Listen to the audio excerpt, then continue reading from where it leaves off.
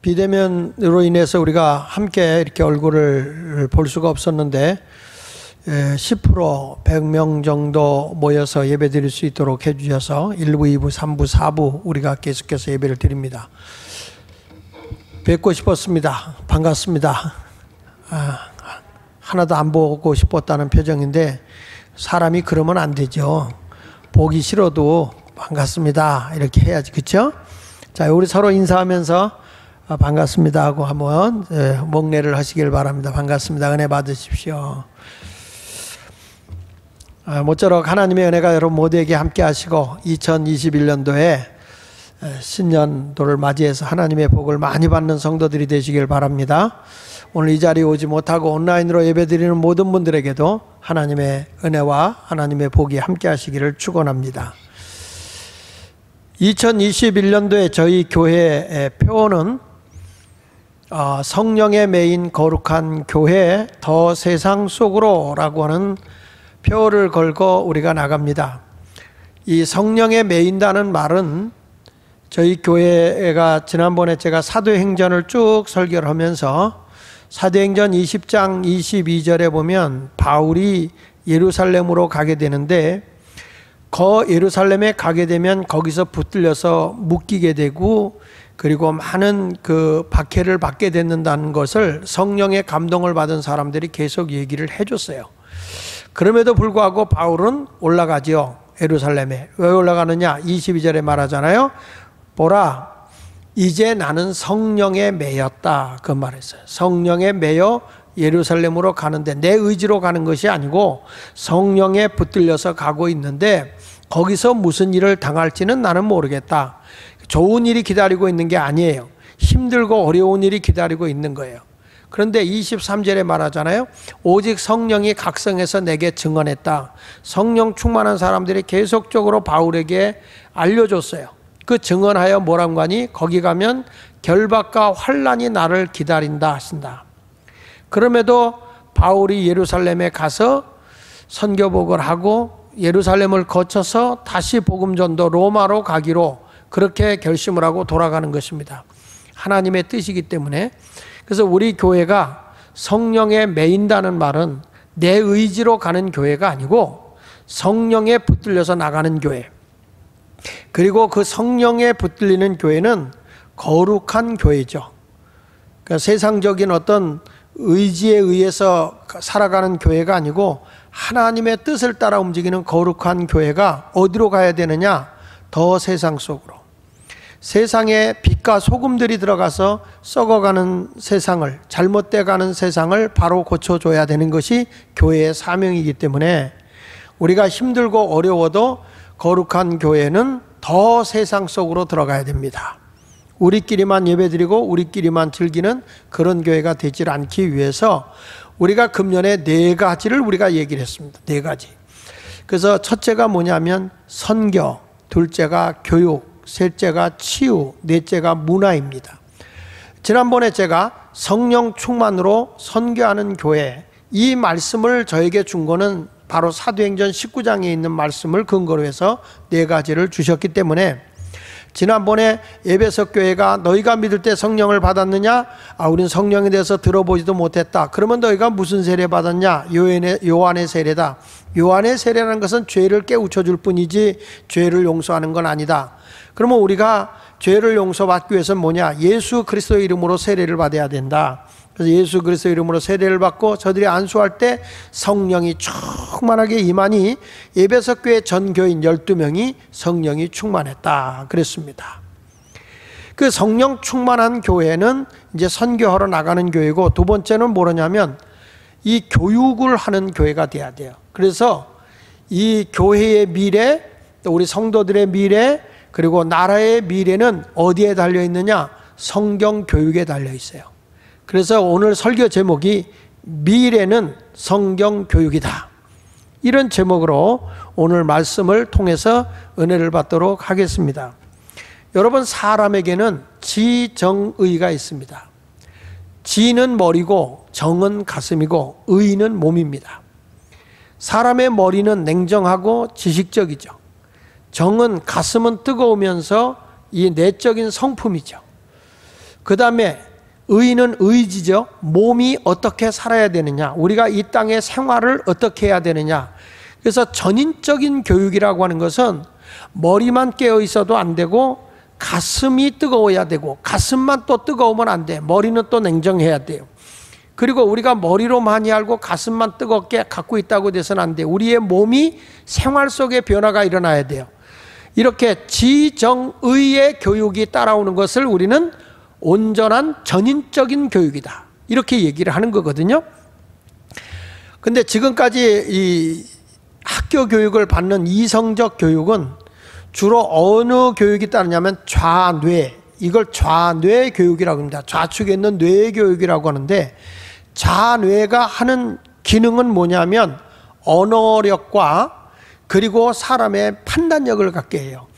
그래서 결국에는 사람이 말도 잘하지만 이 세상적인 지식을 많이 받은 사람들은 남의 걸 받아들이지 않고 자기가 알고 있는 전부를 가지고 다라고 생각해요. 그래서 사람이 기계적인 사람이 돼버려요. 그래서 공부를 많이 해서 대학원까지 나오면 나올수록 사람들은 굉장히 기계적이에요. 그러나 이 우뇌 교육이 있어요. 우뇌. 우쪽 뇌의 교육은 뭐냐 하면, 우뇌 교육은 이해력을 돕고 창의성을 돕는 게 우뇌 교육이에요. 그러니까 사람이 이해를 하고 상상하며 새로운 창조적 능력을 받을 수 있는 게 우뇌 교육인데, 그러니까 이 세상적인 교육보다도 더 소중한 게 뭐냐면 사람이 이해력이 있고 그뿐 아니라 창의성을 가질 수 있는 그런 교육이 다른 교육이 아니라 성경 교육인 거예요. 성경 교육. 여러분, 이 성경은 성령에 의해서 기록된 말씀이기 때문에 성경 교육을 받으면 사람이 영이 살게 되어 있어요. 영성이 깨어 일어나게 되면 하나님의 음성을 듣게 되고 성령의 역사를 통해서 우리 영감과 새로운 세계를 볼 수 있어요. 그래서 영적인 상상의 세계를 보게 되고 하나님의 나라를 보면서 즉감이라는 말이에요. 즉감. 사람이 순간적으로 뭔가 이렇게 딱 느끼고 지나가는 게 있잖아요. 직감. 이렇게 딱 순간으로 딱 느끼는 게 있어요. 딱 감이 온다고 그러잖아요. 감이. 근데 이런 영감이라고도 하고 직관, 이런 것들이 있거든요. 그것은 뭐냐면 영이 하는 거예요. 그러니까 이 하나님의 말씀을 듣고 우리가 배우다 보면 그런 영적인 기능을 우리 이 머리 뇌에서 그 기능이 일어난다는 거죠. 그래서 성경을 보면은 이 신약에서 보면 사복음서, 하나님의 말씀이죠. 예수님의 말씀이 딱 기록되어 있는 게 사복음서예요. 사복음서 다음에 성령에 의해서 하나님의 교회가 세워지는 게 사도행전이에요. 근데 거기서 교회가 세워지고 교회 신앙생활하는 사람이 어떻게 살아야 되겠느냐라고 하는 그 삶의 교훈을 일깨워주는 게 서신서예요. 그러니까 우리가 성경을 보면 가장 소중한 것이 하나님의 말씀이라는 거죠. 링컨 대통령이 그런 얘기했어요. 무슨 얘기를 했냐면, 내가 이렇게 된 것은, 사람들이 다 훌륭하다 그러고 굉장히 인격적이라고 사람을 사랑하니까 당신은 정말 훌륭하신 대통령입니다 라고 얘기를 했어요. 그때 링컨 대통령이 한 말 가운데 이런 말을 했어요. 내가 이렇게 되게 한 것은 성경의 가르침이다, 이런 말을 했어요. 그러니까 이 우리나라의 애국자였던 사람들의 다 영향이 어디서 받냐면 성경을 통해서 교육을 받은 사람이에요. 우리가 잘 아는 어린이 교육을 많이 일깨우면서 이 나라의 교육이 살아야 나라가 산다고 외쳤던 사람이 도산 안창호 선생 아닙니까? 근데 안창호 선생이 늘 자기 고백할 때 나는 신약의 사람이다. 자기는 신약 성경을 독파하고 신약 성경을 중심으로 본 사람이다, 이렇게 얘기를 하고 있단 말이에요. 그러니까 이 모든 민족관이라든지 사람의 삶의 새로운 세계를 볼 수 있는 것이 다른 데 있는 게 아니라 성경을 통해서 이루어지거든요. 그러니까 교회의 미래, 우리 성도들의 미래, 그리고 여러분의 가정의 미래, 그리고 국가의 미래는 어디에 있느냐? 성경 교육에 있어요. 왜냐? 성경 교육을 받으면 사람의 가치관이 달라져요. 자기중심적이던 사람이, 이 성경은 언제나 이타주의죠. 이타주의. 내 중심이 아니고 사람 중심이에요. 그래서 내 이웃을 내 몸같이 사랑하라 그러잖아요. 이 세상의 교육은 내가 있기에 내가 있다 그래요. 너 중심이라고 그러죠. 내가 있기에 내가 있다. 그래서 나에게 해를 입히게 되면 그 사람을 그냥 놔두지 않아. 보복하게 되죠. 이게 세상 교육 받으면 그래. 그러나 기독교의 교육의 가치관은 뭐예요? 내가 있기 때문에 내가 있다는 거예요. 그래서 그리스도인은 언제나 남을 사랑하기 때문에 남을 성공시켜서 내가 성공하는 거예요. 한번 따라 합시다. 이웃을 성공시킴으로 내가 성공하는 것이 기독교의 교육이다. 예. 언제나 기독교는 그래서 이웃 사랑에다 초점을 둔단 말이에요. 기독교의 가치관을 보십시오. 내가 소유하는 것보다 주는 자가 복이 있다고 그랬죠. 세상의 교육은 뭐예요? 내가 많이 갖고 내가 많은 명예를 얻고 내가 많은 것을 취해야 그 사람이 성공한 사람이라고 그래요. 근데 기독교는 그렇지 않습니다. 기독교는 받는 자보다 주는 자가 복이 있다고 그러죠. 나눔의 삶을 더 강조합니다. 기독교의 교육과 세상의 교육은 반대예요. 굉장히 역설적이에요. 세상의 교육은 오른밤 때리면 왼밤 더 때려라, 그리고 아닙니까? 근데 성경은 뭐래? 오른밤을 때리면 왼밤을 돌려대라, 오리를 가져가고 하면 심리 가져라, 걷어달라고 하면 속옷까지 내줘라. 말도 안 되는 얘기예요. 굉장히 역설적인 얘기예요. 이것이 뭐냐면 하나님 나라의 가치관이라는 거예요. 하나님 나라의 교육이라는 거예요. 이거 어디서부터 이러냐? 성경입니다. 그래서 세상이 부패되고 세상이 타락할 때 교회가 부패했고 교회가 타락했어요. 교회가 타락하고 부패함으로써 세상이 부패되고 타락하죠. 그래서 세상을 바뀌려고 할 때는 어디가 개혁이 일어나느냐? 교회의 개혁이 일어나게 됩니다. 그래서 이 교회 개혁을 움직일 때, 이 개신교가 나올 때 루터가 주장했던 것 중에 하나가 뭐냐면 오직 믿음, 오직 은혜, 오직 성경. 교회가 살아날 때는 성경이었습니다. 성경 교육이 살아날 때 세상이 바뀐 거예요. 나는 2021년도에 우리 예수마을교회가 성도들이 바른 신앙을 가지고 하나님 앞에 온전한 삶을 살려고 할 것 같으면 성경 교육이 살아나야 된다는 거죠. 성경을 읽고 성경을 듣고 성경을 묵상하고 성경 말씀대로 행하는 교회가 된다면 우리 교회는 물론이고 여러분의 가정, 우리 자녀들도 달라질 거예요. 여러분 부모님들이 가장 소중하게 여기는 게 뭐예요? 교육 아닙니까? 교육. 근데 이 교육이 어디서 온전히 이루어질 수 있느냐? 성경입니다. 그러면 미래가 있는 성경교육은 도대체 어떤 것이냐라고 물으면 첫째로는 올곧은 교육을 할 수 있는 게 성경이란 말이에요. 올곧은, 옳고 곧게 사람을 옳게 하고 곧은 길로 갈 수 있도록 안내해 줄 수 있는 것이 성경이라는 거예요. 그래서 바울이 성령 충만하게 된 뒤에 에베소 교회에서 3개월 동안 이 회당에서 하나님 말씀을 가르쳐요. 근데 마음이 강팍한 사람들이 그 말을 듣지 않냐고 대항하고 막 대적하잖아요. 그래서 바울이 거기서 두란노 서원으로 내려왔다. 그 에베소 회당 있던 교회는 얼마 정도 떨어지냐? 두란노 서원하고 100m도 안 돼. 100m도 안 돼요. 조금만 내려가면 돼요. 근데 그 두란노 서원에 가서 그가 3년 동안 하나님의 말씀을 매일 강론했어. 매일. 우리 교회가 지금 매일 제가 로마서 여행, 주님을 만나는 여행입니다. 여행을 가서 즐기러 가는 게 아니라 우리가 영적인 여행을 하게 되고 예수님을 만나는 그런 여행입니다. 굉장히 중요한 로마서 여행을 하고 있는데 시간을 내서 꼭 와서 들었으면 좋겠어요. 매일 저녁 8시부터 9시까지 하니까 여러분들이 참여하면 됩니다.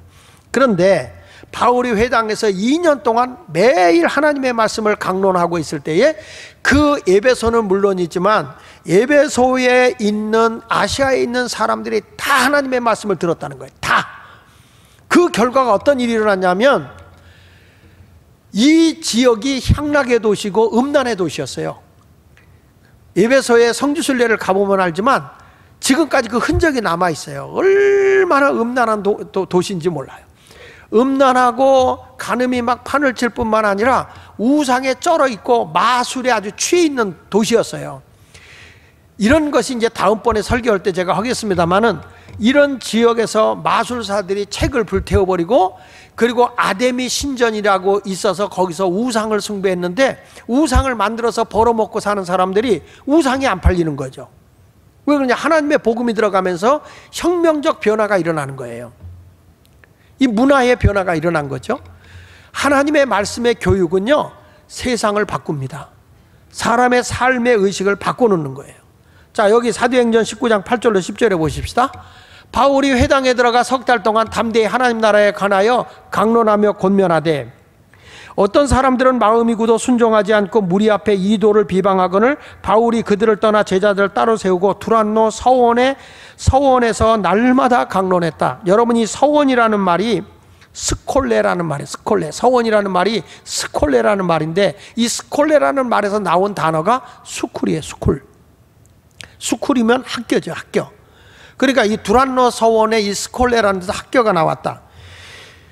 이 교육이라고 하는 것은 이렇게 미래의 영적 가치관을 심어다주는 그런 교육이 되어야 됩니다. 이 대한민국도요, 기독교가 들어온 지 135년 됐습니다. 근데 이 기독교가 들어올 때에 장로교 계통에서는 영혼 구원하는, 개인에게 복음을 전해서 영혼 구원하는 데 초점을 뒀다면 우리 감리교회는 대한민국이 살 수 있는 길은 뭐냐면 교육이 살아야 된다. 그래서 학교 교육을 강조하고 들어왔어요. 학원 선교. 근데 135년 역사 가운데서 이 교육을 통해서 큰 영향을 행사한 나라가 유일하게 대한민국이에요. 아멘 안 하는 사람은 다 북한으로 가야 돼요. 이 한국이라는 나라가 교육으로 다시 일어난 거예요. 그러니까 옛날부터 우리나라 어른들은 나는 먹을 걸 못 먹어도 자식은 공부시켰어요. 땅을 팔아서 소를 팔아서도 학비를 대면서 아이들을 교육을 시켰어요. 그런 자녀들이 나라를 바꾸는 거거든요. 그런데 지금 우리나라를 보면서 이렇게 크게 교육을 통해서 한국이 변화됐는데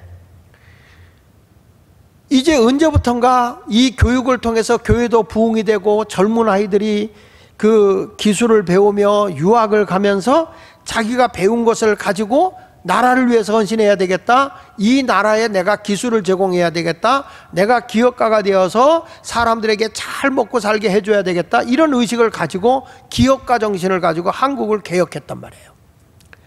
그런데 이 나라가 어느 정도 살기 시작하면서 교육을 교회에서 이제 학교를 세우고 이제 이 기독교의 학교 계통에서 성경을 가르치고 예배를 가르치면서 저들의 가치관이 세상적 가치관이 아니라 하늘에 속한 가치관을 가르치기 시작했다고요. 근데 이런 하늘에 속한 가치관을 쫙 가르쳤는데 지금에 와서는 그런 가치관을 기독교 교육을 못 시키게 해요. 국가가 뭘 해주냐면은 그 교육비를 대주면서 선생들 월급을 주고 교육비를 대주면서 성경을 못 가르치게 합니다. 예배를 못 드리게 합니다. 지난 12월 25일 날 성탄절 때 초등학교 선생님이 우리 손녀딸이 다니는 거기서 문자가 들어왔는데 메리 크리스마스를 해주고 싶은데 지금은 우리 공무원들은 메리 크리스마스를 할 수 없어서 축하를 못 해준다. 그렇게 문자가 왔더라는 거예요. 왜 그러냐? 메리 크리스마스면 즐거운 성탄절, 그게 종교성을 가지고 있어서 메리 크리스마스도 못하게 한다는 거예요, 여러분. 지금 시대가 그렇게 됐어요. 옛날에는 학교마다 교목이 있어서 학교에 목사님들이 계셔서 저들에게 상담도 해주고 영적 교육도 해주고 말씀도 가르치고 그렇게 했는데 지금 그걸 못하게 하니까 뭐 기독교의 윤리와 뭐 도덕 뭐 이런 걸 통해서 가서 이제 가르치는 거죠. 종교 철학 뭐 이런 식으로 해가지고 성경을 가르치는 시대가 됐어요. 우리 학교도 기독교 미션 학교고 한 푼도 도와주는 거 없는 학교임에도 불구하고 서울신흥화학교도 감사할 때 뭐라고 하냐면 선생님들을 뽑을 때 기독교인이라고 쓰면 안 된다는 거예요. 지금 여러분 이렇게 기독교 교육을 학교에서 못하게 이렇게 만들어 버렸습니다. 이러다 보니까 언제부턴가 한국 교회가 막 부흥되다가 30년 전부터 정체가 됐어요. 그러다가 15년부터는 아예 침체가 됐어요. 언제부터 그랬느냐? 교육 선교가 죽어지면서부터 교회가 침체되기 시작하는 거예요. 우리 젊은이들이 가치관이 하나님 중심의 가치관을 가져야 되거든요. 하나님 중심의 저들의 그 의식을 가지고 살아가야 되는데 이들이 올곧게 살아가는 것을 잃어버린 거예요. 무엇이 옳지? 무엇이 곧게 가는 길이지? 이것을 잃어버리게 된 겁니다. 세상에 취해가지고 내가 먹을 거 있고 내가 뭐 가진 거 내 만족하고 살면 좋은 거예요. 이성주의적인 이런 교육이라고 하는 것은 자기 중심인 거란 말이야. 세상 교육은 언제나 자기 중심이야. 그러니까 내가 해를 입어서는 안 돼요. 과거에만 봐도 선생님들은 성직자예요. 선생님들은. 그래서 선생님들의 그림자도 학생들이 안 밟았다고요. 선생님들이 자기는 노동자가 아니었어요. 근로자가 아니었어요. 그래가지고 막 먹을 것도 임금이 박해도 사람을 키워내는, 인재를 키워내는 그런 아주 사명자를 가지고서 선생 노릇을 했어요. 그 옛날에 그런 얘기 있잖아요. 춘장의 그 인부는 개도 안 먹는다. 선생님들의 인부는 개도 안 먹는다. 왜냐? 영양가가 없어서, 너무 가난해서. 그렇게 살면서도 사람을 키우는 일을 했단 말이에요, 선생님들이. 근데 언제부턴가 우리나라도 이제는 선생들이 뭐가 됐어요? 근로자가 돼버렸어요. 노동자 같이 된 거예요. 그 전교조가 생겼잖아요. 자기 이권을 주장할 수 있는 시대가 됐잖아요. 지금 시대가 그렇게 바뀌어버린 겁니다. 자, 이렇게 어려운 시대 속에 그러면 이 세상을 올곧게 할 수 있는 교육이 뭐냐라고 물어보면 영적 교육, 그리스도의 인격 교육밖에 없어요. 그것은 다른 거 없습니다. 신앙의 중심이 되고 교육의 뼈대가 되고 기초가 되고 근간이 되는 성경으로 돌아가야 됩니다. 유대인들이 자녀 교육을 뭘로 시킵니까? 성경으로, 토라라고 하는 성경으로 교육을 시킵니다. 그러니까 저들은요, 기업가가 되고 돈을 벌어도 민족을 위해 돈을 쓸 수 있어요. 그래서 그 사람들은 특이한 게 있어요. 내가 어느 물건을 이렇게 대주는 사람이잖아요. 근데 여기가 장사가 잘 돼. 근데 자기가 물건 대주는 데 근처에다가 또 다른 가게를 차린다 그러면 물건을 안 줍니다. 왜냐하면 이 사람도 죽고 너도 죽는 거기 때문에 안 된다는 거죠. 우리나라는 그거 없잖아요. 물건을 대주는 사람이 뭐 물건만 많이 팔린다면 가까운 데다 세워도 좋다. 그리고 막 대주잖아요. 유대인들은 그렇지 않아요. 그게 어디서부터 나온 겁니까? 자기중심적인 게 아니에요. 내 물건을 가지고 내가 성공해야 된다는 거예요. 가치관이 다르는 거예요. 이게 성경교육인 거예요. 나폴레옹은 이런 얘기했습니다. 인류의 미래는 인간의 상상력과 비전에 달려있다. 한번 따라해 봅시다. 인류의 미래는 인간의 상상력과 비전에 달려있다. 예. 그러니까 인간의 상상력과 비전이 어디서 옵니까? 우리가 성경을 가까이 하다 보면 영성교육을 받게 되고 하나님의 말씀을 읽다 보면 영의 세계를 보게 돼요. 그러면 하나님의 비전과 영적인 하나님 나라의 세계를 보는 상상력이 생긴다고요. 그러니까 이런 사람들은 자연히 하나님의 말씀을 통해서 남을 이해하려고 노력하고 그리고 새로운 창의성 있는 삶을 살아가기 위해서 노력하게 되는 것이죠. 그러니까 교회나 나라가 무너지게 될 때는 모든 기초가 다 무너져요. 뭐 때문에? 교육이 무너지면 기초가 다 무너지고 도덕도 윤리도 다 무너지는 거예요. 이 나라에 여러분 기독교인이 없어서 이 나라의 동성애법이 통과됩니까? 그 이유는 아니라는 거죠. 왜 이런 일이 생깁니까? 저들에게 있어서 이권으로 뭉쳐있기 때문에 그런 거예요. 그러면 결국에 나라가 도덕적으로 윤리적으로 황폐되고 폐허가 되는 것이죠. 성경 말씀을 보겠습니다. 이사야 58장 12절에 보면 내게서 날 자들이, 이건 하나님의 말씀으로 다시 태어날 성도들을 얘기하는 거예요. 내게서 날 자들이 오래 황폐된 것을 다시 세울 것이며 하나님의 말씀으로 잘 교육받으면 황폐된 나라를 바로 세울 수 있어요. 너는 역대에 파괴된 기초를 쌓으리니, 무너진 기초를 다시 쌓게 되는 거죠. 뿐만 아니라 무너진 데를 보수하느니라 할 것이며 길을 수축하여 거할 곳이 되게 하는 자라 하리라. 분명한 겁니다. 여러분, 성경 교육만이 건강한 사회를 세울 수 있습니다. 성경 교육만이 우리 자녀들이 탈선하지 않고 가치 있는 삶을 살아갈 수 있게 되는 것이죠. 이제는 사회에서 그런 교육을 시키지 못하게 한다 할지라도 교회는 교회다워져야 되고 반드시 하나님의 말씀으로 돌아가야 됩니다. 1945년경 아르헨티나는 세계 6대 부강한 나라 중에 하나였습니다. 금과 현찰이 세계에서 제일 많은 나라였다고 했습니다. 그런데 페론이라는 지도자가 등장하면서 그가 복지 정책에 힘을 썼습니다. 그걸 페론 정책이라고 얘기를 하죠. 그는 국민 복지와 노동자 복지 정책에만 힘썼습니다. 이상할 정도로 그는 기업가와 경영자들은 무슨 도둑놈같이 취급을 했고 국민복지와 노동복지자들만 특별 대우를 받는, 그래서 자꾸 복지정책으로 주는 정책만 했습니다. 기업이 투자되어지고 기업이 살아나야 그 부가 위에서부터 밑으로 흘러내려가는 것인데 이거 뚝 끊어버리고 지금 있는 걸 가지고 나눠주다 보면 나라는 어떻게 되겠어요? 다 가난해지는 거죠. 지금에 와서 아르헨티나는 공무원들 월급도 줄 수 없는 상태가 됐고 국가가 파산 위기에 이르게 된 겁니다. 여러분, 이것이 바로 성경과의 다른 거죠.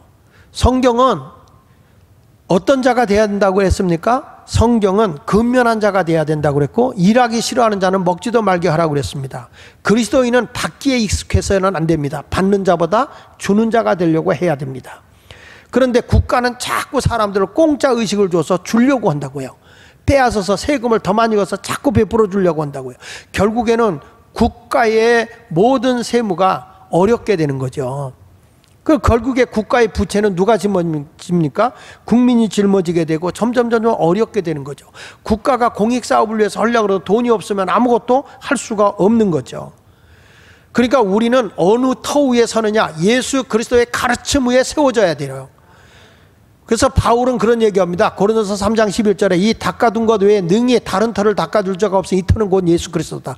예수 그리스도의 터 위에 세워지기 위해서는 우리는 반드시 성경의 기초를 둔 교육으로 돌아가야 올곧은 길로 가게 되는 거예요.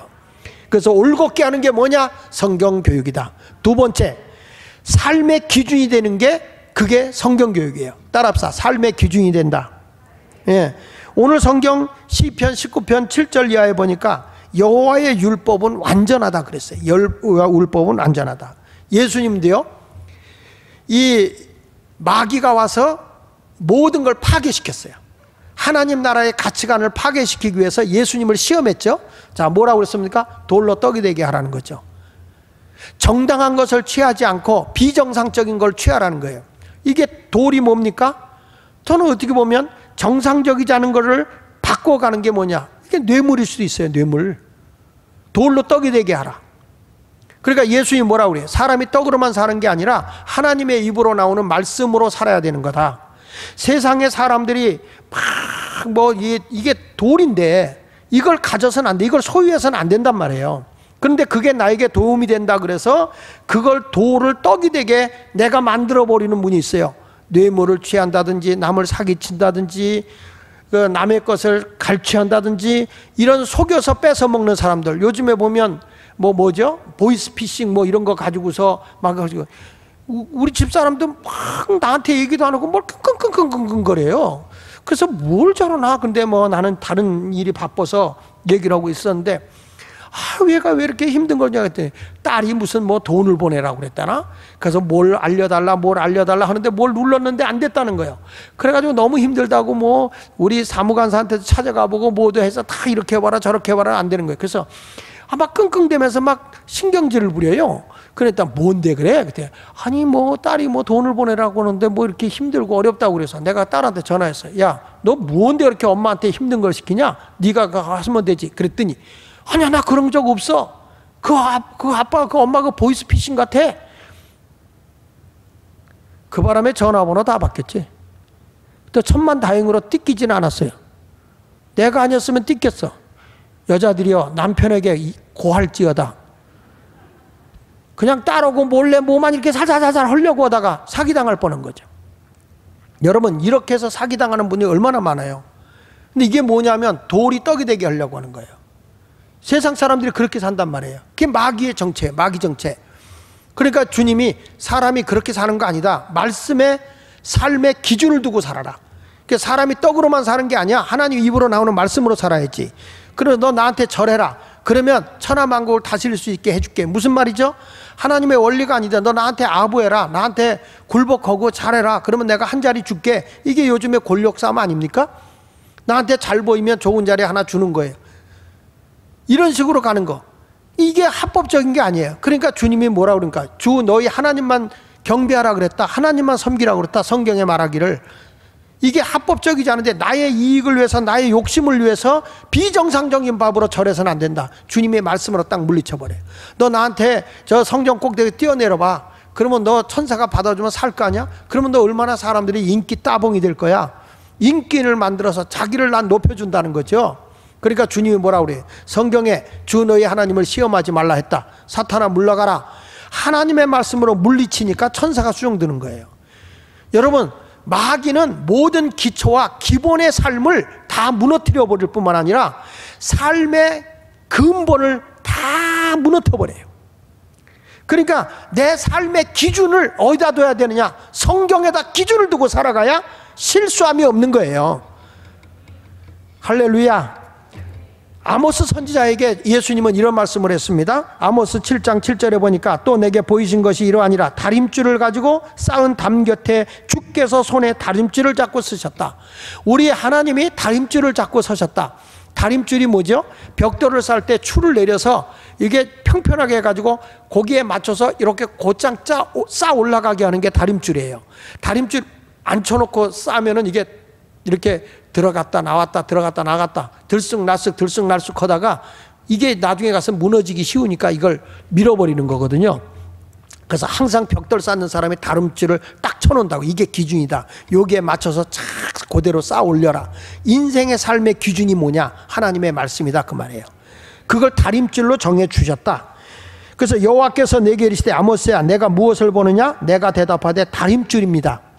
주께서 이르시되 내가 다림줄을 내 백성 이스라엘 가운데 두고 다시는 용서하지 아니하리라. 너희가 잘못할 때는 하나님이 용서하지 않는다. 뭐가 기준이냐? 하나님의 말씀이 내 삶의 기준이다. 다림줄이다. 이렇게 말씀해 주고 있는 거예요.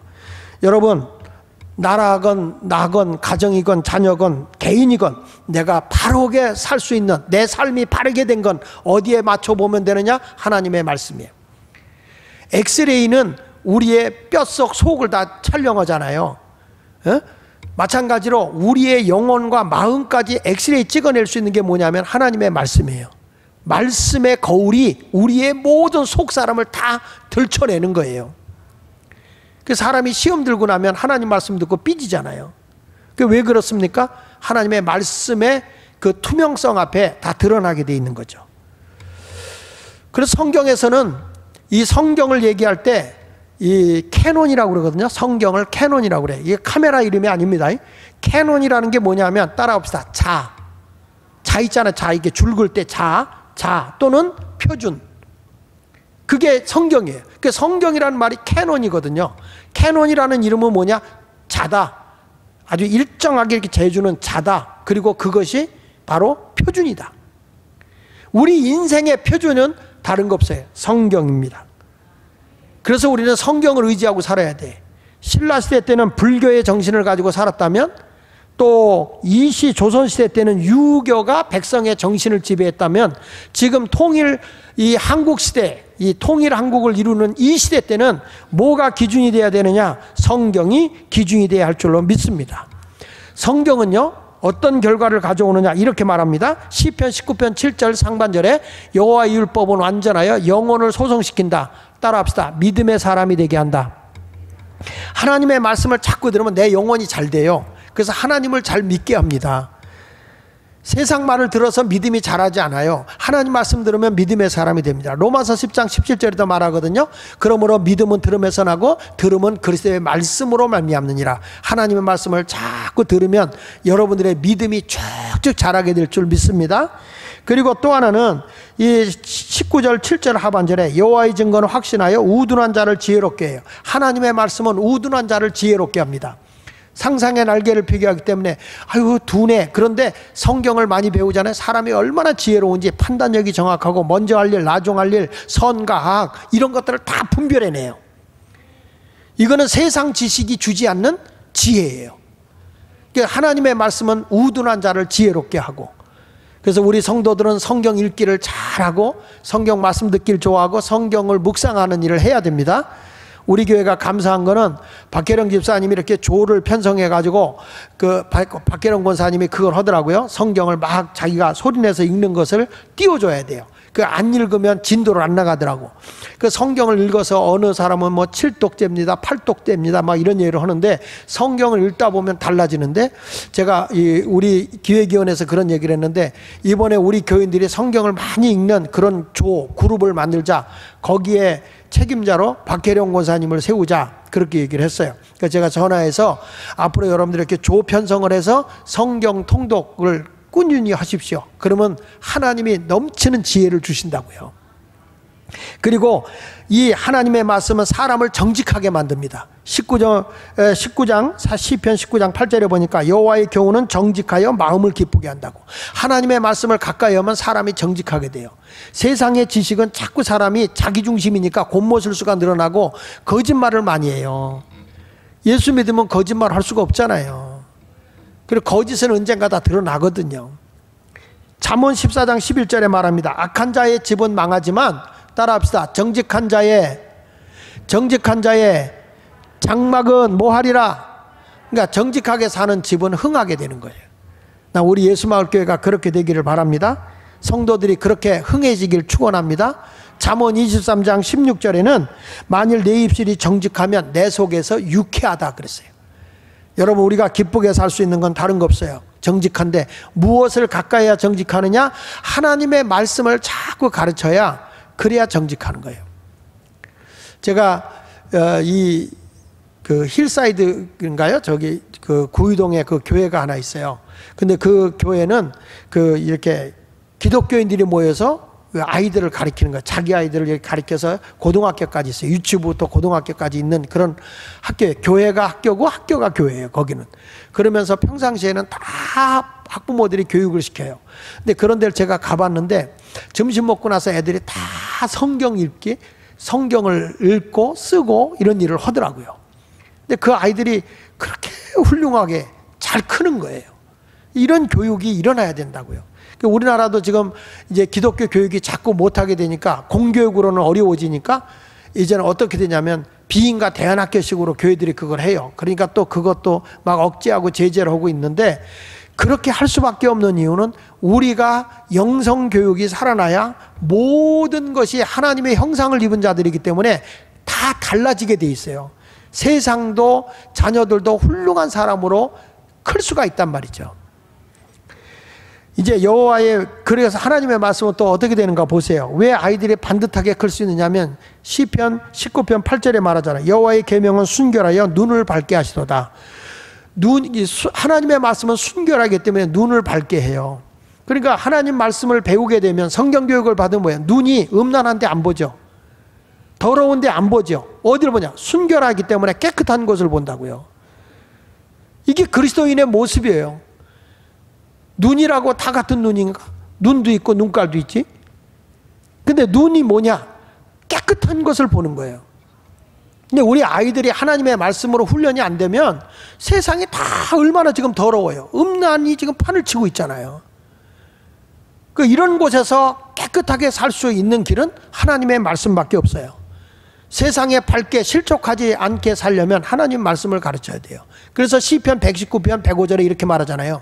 주의 말씀은 내 발의 등이요 내 길의 빛이다. 실족하지 않아요. 넘어지지 않게 해요. 깨끗한 길을 걸어가게 한다고요. 어두운 길로 안 간다고요. 우리가 하나님의 말씀을 바로 배우면 방향이 바로 잡히는 거예요. 아브라함이 갈 바를 모를 때 뭘 쫓았어요? 여호와의 말씀을 쫓았다고 그랬어요. 창세기 12장 4절에 아브라함이 어떻게 복의 근원이 됩니까? 어떻게 복덩어리가 됩니까? 아브라함이 여호와의 말씀을 따라갔다. 그 앞절에 보니까 갈 바를 알지 못했다. 어디로 가야 되지? 방향을 잃어버렸어. 그때 뭘 붙잡고 갔어요? 여호와의 말씀을 따랐다. 그랬더니 그가 복의 근원이 된 거예요. 성경의 교육을 받으면 삶의 방향이 서는 것이고, 그런 사람은 넘어지지 않습니다. 시편 1편 1절로 2절에도 말합니다. 복 있는 사람은 악인의 길을 따르지 않고 죄인의 길에 서지 않고 오만한 자의 잔치에 앉지 않는다. 부정의 자리를 강력하게 부정하는 거예요. 이게 잘못된 길로 안 간다.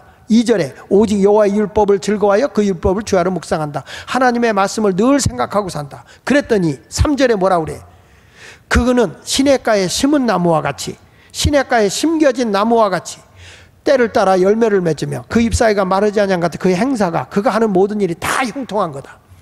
하나님의 말씀을 따라가니까 다 형통하게 된다는 거죠. 그러니 우리는 이제부터 뭘 사모해야 되느냐? 돈을 사모하지 말고 하나님의 말씀을 사모하는 자가 되시기를 축원합니다. 시편 19편 10절에 말합니다. 우리 같이 한번 읽어보겠습니다. 시작. 금 곧 많은 순금보다 더 사모할 것이며 꿀과 송이꿀보다 더 달도다. 할렐루야. 우리가 금보다 순금보다 돈보다 더 사모해야 될 게 뭐냐? 하나님의 말씀이다. 이 우리 예수마을교회가 이제 하나님 나라의 교육인 성경을 통해서 가치관이 바뀌어지고 도덕과 윤리 그리고 세상에서 더러움을 이기고 온전히 깨끗한 삶을 살아가기 위해서는 성경 교육으로 돌아가는 길밖에 없습니다. 그러니 성경 교육을 통해서 올곧은 삶 그리고 기본이 있는 그런 기준이 있는 교육, 기준이 있는 삶, 이런 삶을 살아야 할 줄로 믿습니다. 하나님, 우리 2021년도에 우리 예수마을교회 성도들이 하나님의 말씀을 더욱 가까이 하게 하여 주시고 우리 모든 교육이 정말로 기준이 있고 뿐만 아니라 올곧은 교육이 일어나는 그런 예수마을교회 성도가 되도록 최선을 다하는 한 해가 되기를 예수 이름으로 축원합니다. 기도하겠습니다.